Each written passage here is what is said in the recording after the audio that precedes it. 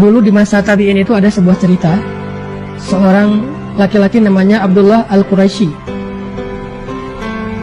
Abdullah Al-Quraisy ini adalah seorang suami, seorang laki-laki yang punya istri sangat pemarah.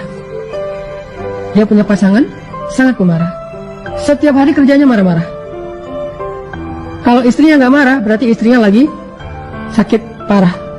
Karena normalnya dia selalu marah-marah. Istrinya itu, suaminya itu dimarahin, dijelek-jelekin, dihina, dicela di depan orang banyak, bahkan sesekali disakiti secara fisik dengan dipukul atau dilempari dengan barang-barang tertentu. Pokoknya Abdullah Al-Quraisy ini punya seorang istri yang durhaka, yang akhlaknya tuh jelek banget. Bertahun-tahun Abdullah Al-Quraisy ini sabar.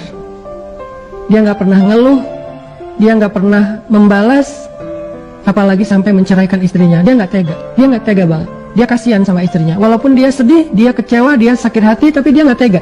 Dia kasihan. Dia hanya ngebayangin kalau diceraikan istrinya ini gimana nanti, siapa yang menafkahi.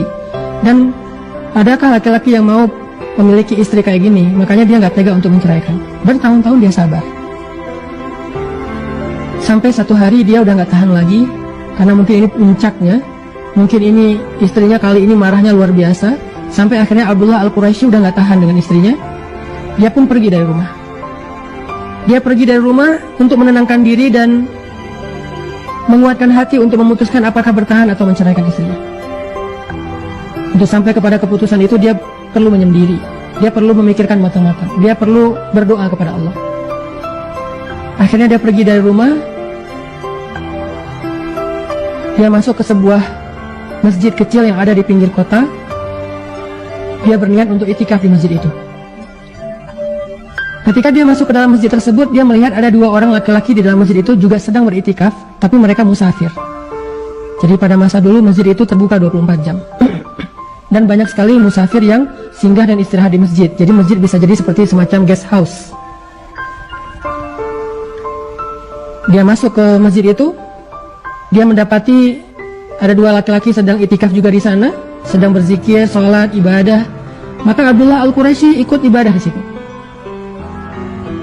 Ada hari Senin, waktu itu mereka berpuasa. Pas sore hari menjelang waktu berbuka, dua orang laki-laki tadi berbicara. Salah satunya bertanya, kita makan apa ya nanti berbuka?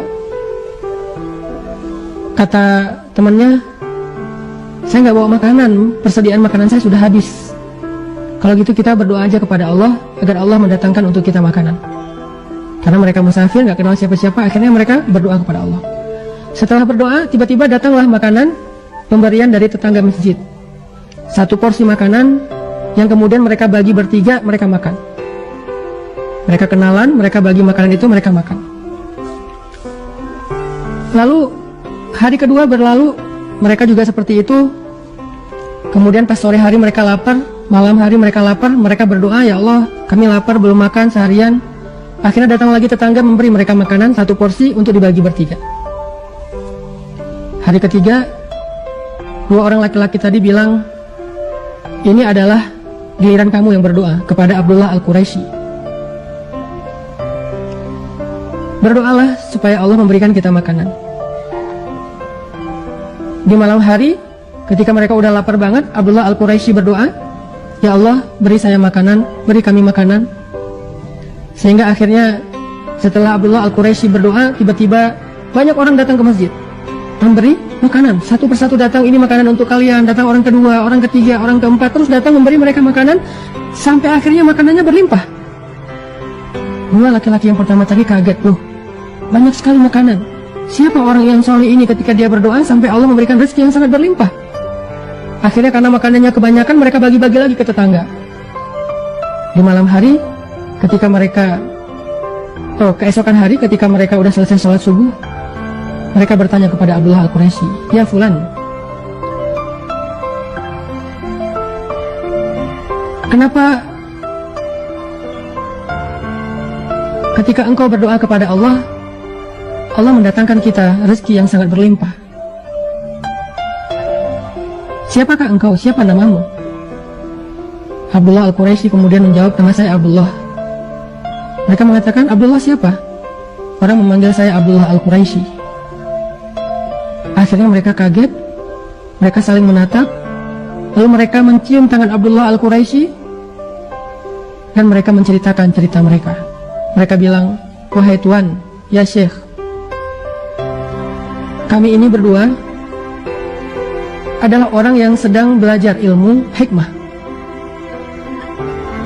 Kami berdoa kepada Allah, ya Allah tuntun kami untuk bertemu dengan seorang guru yang bisa mengajarkan kami hikmah. Seorang guru yang bisa mengajarkan kami tentang sabar. Seorang guru yang bisa mengajarkan kami tentang akhlak yang baik."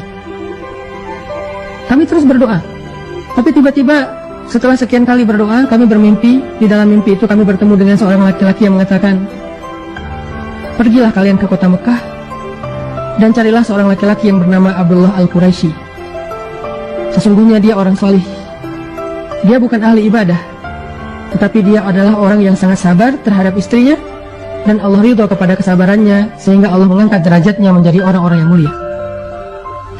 Akhirnya kami pun berangkat ke kota ini, ke kota Mekah untuk mencari engkau ya Syekh, ingin belajar darimu.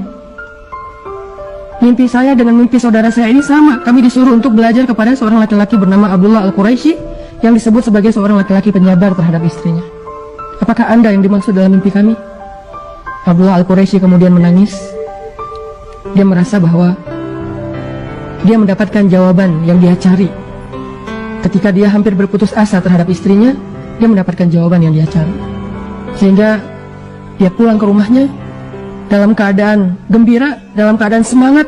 Dia pulang ke rumahnya mencari istrinya. "Ya fulana, ya zaujati, di mana istriku, di mana istriku?" Dia mencari istrinya. Setelah beberapa hari dia tinggalkan, ketika dia datang ke rumah, sampai di rumahnya dia melihat banyak orang berkerumun di rumahnya. Dia masuk ke dalam rumahnya, dia bertanya, "Di mana istri saya?" Semua orang diam. Ketika dia sampai di dalam rumahnya, dia melihat istrinya sudah wafat. Menangis Abdullah Al-Quraisy mengetahui istrinya sudah wafat. Padahal tadi dia meninggalkan istrinya karena udah gak kuat dengan omelan istrinya. Hampir berputus asa dan ingin menceraikan istrinya. Tetapi setelah dia tahu hikmah dari kesabarannya, dia merasa beruntung punya istri yang suka ngomel, istri yang pemarah. Tetapi setelah dia sampai di rumah, dia baru tahu ternyata istrinya sudah wafat. Apa hikmah dari cerita ini, teman-teman? Hikmah dari cerita ini adalah kadang kita melihat pasangan kita yang penuh dengan kekurangan itu sebagai sebuah musibah. Kadang kita melihat anak kita yang punya masalah, kekurangan, seperti di sini tadi ada kasus anaknya autis dan seterusnya, itu sebagai sebuah musibah. Sehingga kita mengeluhkan apa yang sudah Allah titipkan kepada kita. Mengeluhkan pasangan, mengeluhkan anak, mengeluhkan mertua, mengeluhkan orang tua, mengeluhkan keluarga.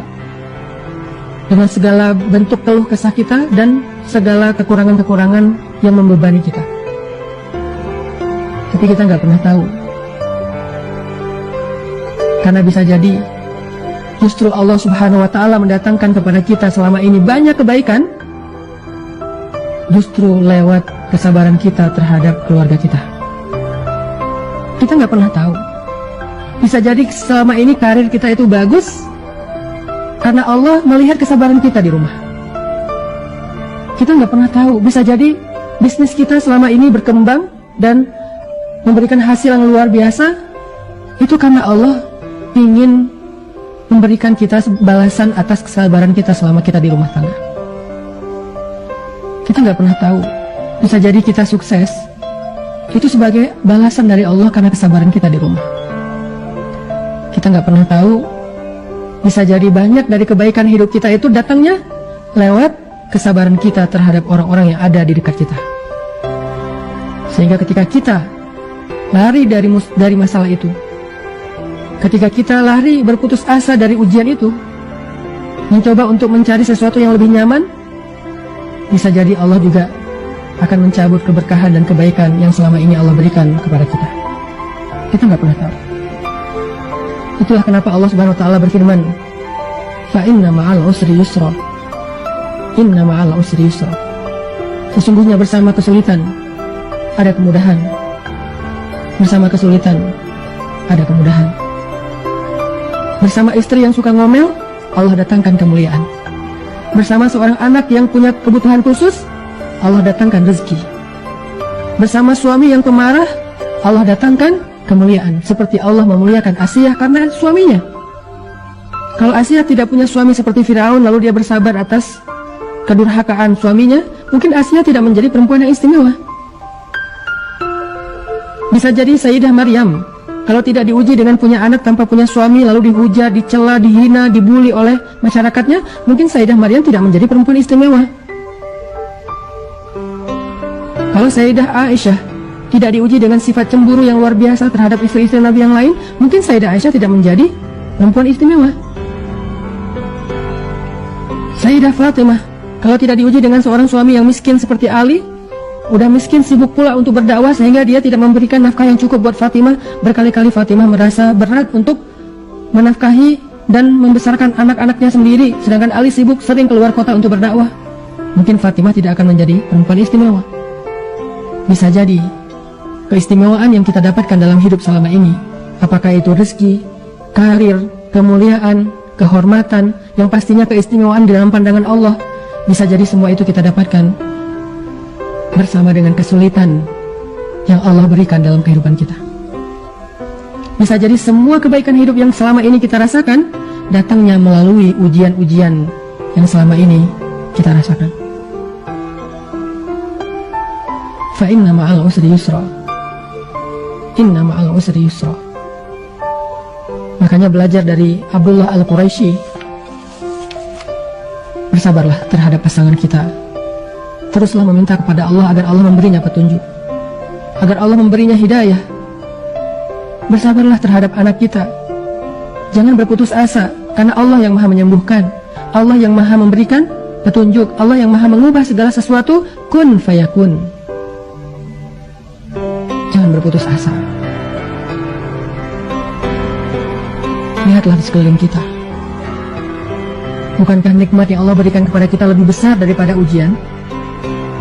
Sehingga ketika Nabi merasa sedih karena kehilangan putra kesayangannya, Allah Subhanahu wa ta'ala berfirman, Inna a'tainakal kautsar. Al-Kautsar, nikmat yang sangat banyak.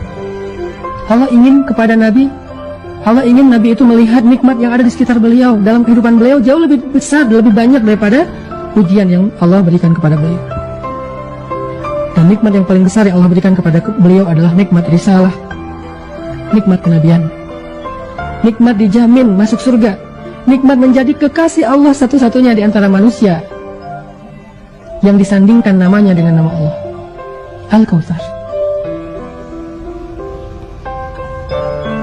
Maka cobalah kita lihat di sekeliling kita, dalam kehidupan kita. Bukankah selama ini kita mendapatkan banyak kebaikan dari Allah? Lalu coba tanya ke hati kita, kebaikan yang kita dapatkan itu karena alasan apa Allah berikan kepada kita? Ibadah kita sedikit, kenapa Allah berikan kita kebaikan? Dosa-dosa kita banyak, dosa-dosa kita di masa lalu berlimpah, kenapa Allah masih kasih kita kebaikan? Apa alasan Allah ngasih kita kebaikan selama ini dalam hidup? Coba kita tanya. Bisa jadi jawabannya, alasan Allah memberikan kita kebaikan selama ini dalam hidup adalah karena kita masih bersabar menghadapi ujian-ujian.